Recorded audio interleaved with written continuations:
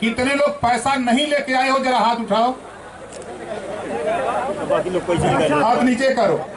आज के बाद हमारे नेता आपके गांव में जाएं तो आपको पैसा भी देना पड़ेगा।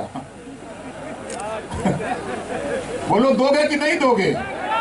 कितने लोग देंगे, जरा हाथ उठाओ, हाथ नीचे करो।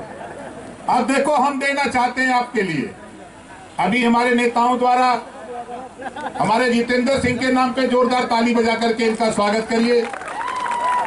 इधर खड़े हैं पन्नीलाल राजभर जी, जो जिलाध्यक्ष हैं पार्टी के। यहाँ जितने लोग हो, किसी को पता है कि बिजली का बिल माफ हो गया है? वो लोग पता है नहीं? और कितने लोग चाहते हो कि बिजली का बिल माफ हो जाए? सब लोग चाहते हो। देखो हम लोग आपको बुलाकर जानकारी दे रहे हैं, आप लोग अपने पास जानकारी रखो, उसकी उपयोगिता करो। देश के प्रधानमंत्री जी ने एक कानून बनाया है, देश के प्रधानमंत्री जी ने एक कानून बनाया है। अब आपके छत पर सोलर पैनल लगेगा और उसी सोलर पैनल से बिजली की सप्लाई आपके घर के अंदर और घर के बाहर, चाहे आप बल्ब जलाओ, चाहे ट्यूबलाइट जलाओ, चाहे पंखा हो, फ्रिज, चाहे एसी चलाओ, ये कानून देश के प्रधानमंत्री जी ने बनाया है। और होगा कैसे? ये होगा कैसे? आपको 75% सब्सिडी मिलेगी। आपके छत पर सोलर पैनल लगाने का खर्चा यदि 10,000 रुपया आता है तो 7,500 रुपया उत्तर प्रदेश सरकार देगी। 2,500 रुपया लगाकर सोलर पैनल लगा के फ्री बिजली जलाने का काम करो। आप बताओ, कोई जानकारी कोई नेता दे रहा है? आपको यह बात बता रहा है? नहीं। एक साल के अंदर आपके गांव में पंचायत सचिवालय और पंचायत सहायक के माध्यम से आपके गांव में फार्म भरवाऊंगा, आपके गांव में फार्म भरवाऊंगा। और पूरे प्रदेश से यदि 10 लाख लोगों ने फार्म भरा, जितना रुपया लगेगा मुख्यमंत्री योगी आदित्यनाथ जी से उनके बगल में बैठ करके बक्से से निकलवा करके आपके पास पहुंचाऊंगा। आपको आश्चर्य होगा, बहुत से साथियों को आश्चर्य होगा। हम वहां बैठिले जहां रुपया बक्सा में बा, समझे थे ना? हम वहां बैठिला ये समय है जहां रुपया बक्सा में बंद बा। जब योगी जी खोलल बक्सा तो हमरो मन करे लगला कि करे बदे, आप लोगन बदे, अपने बदे नहीं, आप लोगों के लिए ये योजना। आप नौजवानों, आपको भी जानकारी होनी चाहिए। देखो नेता लोग आते हैं, भाषण देते हैं, चले जाते हैं, लेकिन ओम प्रकाश राजभर 22 साल से मैंने तेरा पीछा नहीं छोड़ा, तेरे लिए आजीवन मैं लड़ता रहूंगा, तुझे जब तक अधिकार दिला नहीं दूंगा। और आज खुले मन से बता रहा हूं, बताओ ये योजना जो देश के प्रधानमंत्री जी ने बनाई, हम 22 साल पहले से कहते आ रहे थे कि बिजली फ्री होनी चाहिए। जब पीएम साहब से बात हुई, एचएम से बात हुई, सीएम से बात हुई, लोगों ने कहा कि पैसा नहीं, लेकिन प्रधानमंत्री जी ने कहा कि हम योजना लॉन्च करते हैं, हम योजना देते हैं। ओम प्रकाश जी, उस योजना का प्रचार प्रसार करो और आपको पंचायती राज विभाग देते हैं। गांव में पंचायत सचिवालय में फार्म भरवा करके गरीबों के यहाँ सोलर पैनल लगाने का काम तुम करो, हम आपको जिम्मेदारी देते हैं। और आज हम आपके बीच में हैं, तो बताओ ये योजना सही है कि गलत है?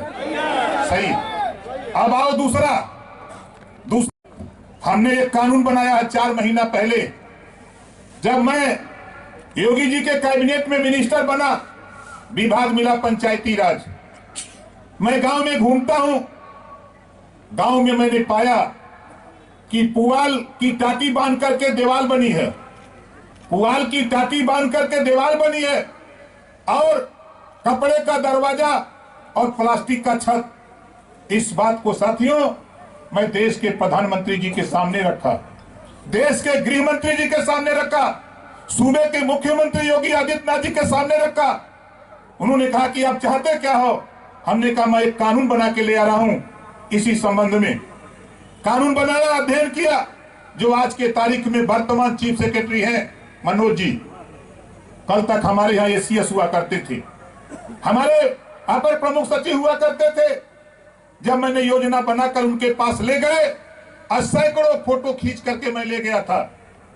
उस परिवार का फोटो खींचा था कि जिसके छत पे प्लास्टिक तो लगी थी लेकिन प्लास्टिक भी फट गया था और दीवार मिट्टी की थी और ऊपर करकट था, जो पाती थी चाहे गन्ने की पाती रही चाहे सरपत की, वो सड़ गई थी।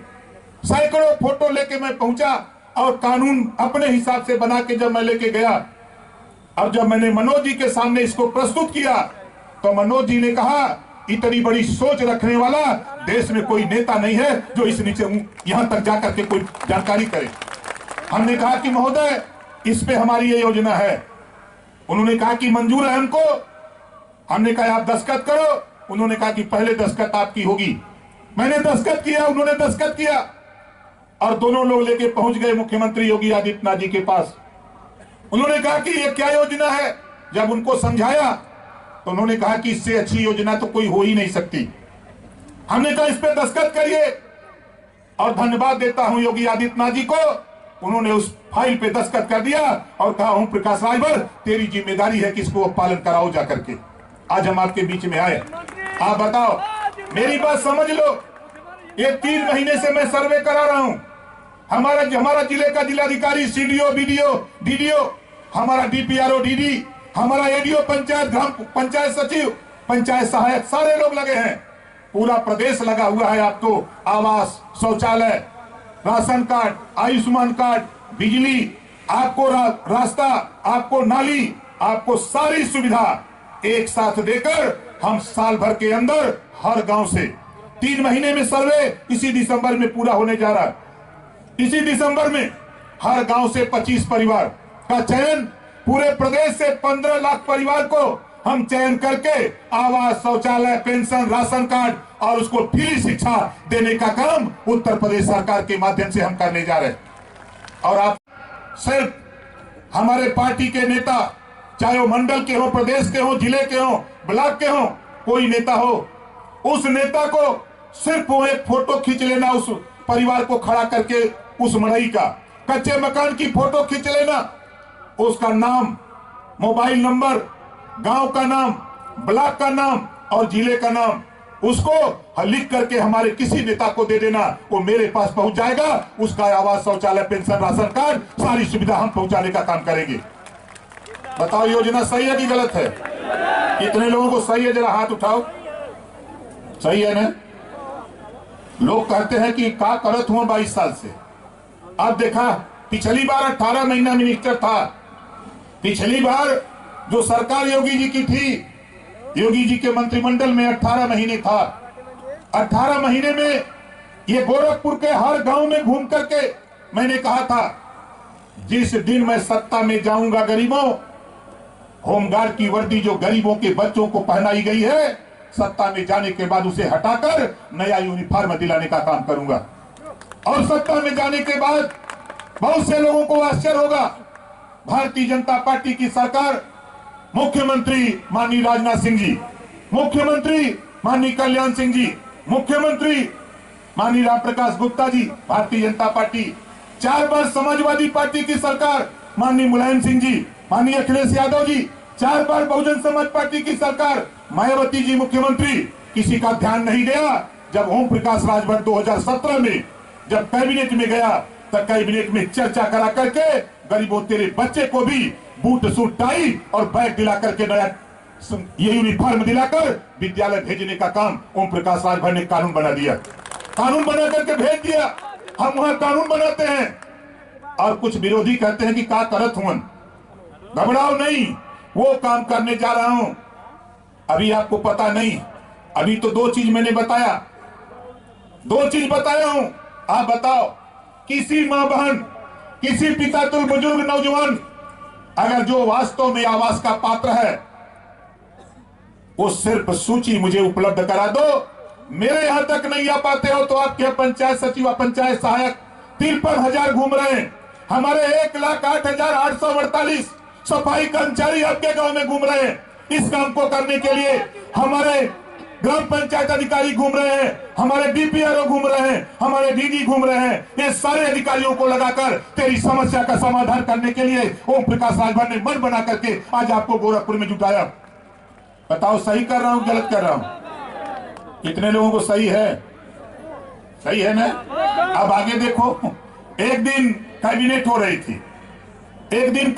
रही थी, 500 करोड़ रुपया एक व्यापारी को, उद्योगपति को बिना ब्याज का लोन देने का कानून बिल आया। मैं भी बैठा था। हमने कहा माननीय मुख्यमंत्री जी, एक लाइन मेरी सुन लीजिए। क्या बताओ?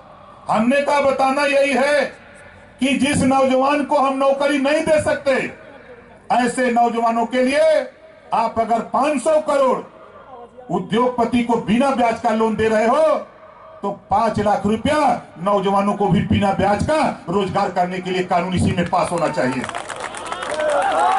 बताओ सही है कहा कि गलत कहा? अब कैबिनेट में चर्चा होने लगी, बहस हुई, कानून बन गया, पास हो गया। कोई भी नौजवान किसी जाति धर्म का लोन लेगा, सरकार 5 लाख लोन दिलाएगी। आप लोन लेके कारोबार करो, उसकी अधिकतम न्यूनतम शिक्षा कक्षा 8 पास, उम्र 21 साल से 40 साल, ये तय हुआ। सरकार 5 लाख रुपया लोन दिलाएगी और ब्याज उत्तर प्रदेश सरकार, योगी सरकार देगी। आपको 1 रुपया भी ब्याज नहीं देना पड़ेगा। ये कानून ओम प्रकाश राजभर ने पास करा दिया। बताओ ये कानून सही है कि गलत है? सही है। आप बताओ, हम लोग सदन में सरकार में रहकर ये आपके हित के लिए काम कर रहे हैं कि अपने हित के लिए? बोलो, आपका हित है कि नहीं? इससे ये काम हम लोग लग करके मेहनत से काम को कर रहे हैं। और साथी मैं आपको बता दूं, देखो पिछड़े समाज के लोगों, ना तो अखिलेश की जबान खुल रही है, ना राहुल की जबान खुल रही है, ना मायावती जी की जबान खुल रही है। 27% आरक्षण पिछली सरकार में जब मैं शामिल हुआ तो सामाजिक न्याय समिति जो हुकुम सिंह जी के नेतृत्व में माननीय राजनाथ सिंह जी ने बनाई थी 2001 में, वही सामाजिक न्याय समिति क्या थी? 27% आरक्षण को बांटकर सभी पिछड़े समाज की जातियों को देने का कानून। लेकिन वो रिपोर्ट रद्दी की टोकरी में पड़ी रही। जब मैं सत्ता में गया, सत्ता में जाने के बाद 2017 में जब मैंने देश के वर्तमान गृह मंत्री, प्रधानमंत्री और सूबे के मुख्यमंत्री से चर्चा किया तो लोगों ने कहा रिपोर्ट पुरानी है। मैंने कहा नई रिपोर्ट तैयार करा लो। और राघवेंद्र सिंह, पूर्व रिटायर्ड जज हाई कोर्ट, उनके नेतृत्व में 3 सदस्यीय कमेटी बनाकर रिपोर्ट तैयार करा लिया। 7, 9, 11 27% आरक्षण को बांट दिया। और पिछड़े समाज के, खास तौर से अति पिछड़े समाज के लोगों, चाहे कचेर समाज के लोग हो, चाहे नाई गोड़पाल प्रजापति हो, चाहे चौहान बिंद के बटमल्ला राजभर हो, चाहे आरकर बंसी बंजारा बहेलिया हो, चाहे जोल्हा दुनिया सारी साईं दर्जी फकीर हो, जितने भी लोग पिछड़े समाज में आते हो, 7, 9, 11 7% में मजबूत जातियां, 9% में उससे कम मजबूत और 11% में सबसे कमजोर जातियों को एक सूचीबद्ध करा करके सबके बेटा बेटी को सिपाही, दरोगा, डॉक्टर, मास्टर, इंजीनियर, कलेक्टर बनाने का दरवाजा खोलने की पूरी ताकत मैंने लगाया। किन्हीं कारणों से मैं असफल हुआ, लेकिन उसी बीच देश के प्रधानमंत्री जी ने कहा मैं रोहिणी आयोग का गठन कर रहा हूं, राष्ट्रीय स्तर पे मैं पिछड़े समाज के आरक्षण को बांट करके देना चाहता हूं। ओम प्रकाश राजभर, आप छोड़ दो सामाजिक न्याय समिति। मैंने कहा कि नहीं, मैंने जनता से वादा करके आया हूं। आप अगर रोहिणी आयोग की बात करते हैं तो हम सरकार से इस्तीफा देने की बात करते हैं। और 18 महीने में कोई प्रधान पद से इस्तीफा नहीं दे सकता, लेकिन ओम प्रकाश राजभर ने मंत्री पद से इस्तीफा देकर इसी सरकार से लौट के चला आया था। ये इतिहास है। और आज भी कह रहा हूं, रोहिणी आयोग ना तो अखिलेश को याद है, ना मायावती को, ना राहुल को, ना प्रियंका को, ना सोनिया को, किसी को याद नहीं। याद है तो ओम प्रकाश राजभर और योगी आदित्यनाथ जी, याद है तो अमित शाह जी गृह मंत्री, याद है तो प्रधानमंत्री। हम भी लगे हैं इस काम में, हम भी लगे हैं।